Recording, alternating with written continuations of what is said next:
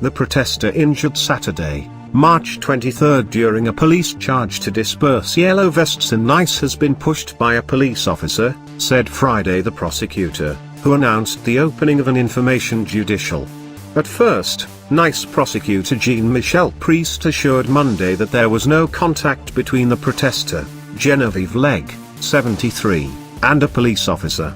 The continuation of the investigations and the rectified testimony of a police officer, who admitted to having pushed a woman away from the arm, and not a man as he had initially said, ultimately led to the conclusion that Miss Legge's fall was caused by a member of the police, he said in a statement. Last Saturday, Miss Legge, spokesperson of Attack in the Alpes Maritimes, violently dropped during the dispersal of a demonstration of Yellow Vests Garibaldi Place, in a perimeter prohibited any event.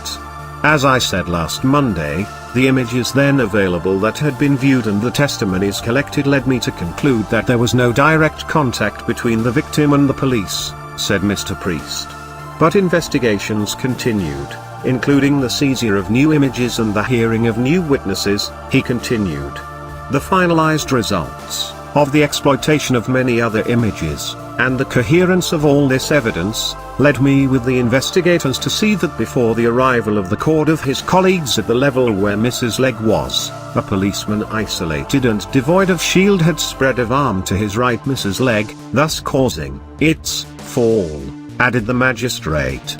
The police officer in question, already heard, corrected this morning his testimony by admitting that the person he had removed from his path was not a man as he had originally declared, he said.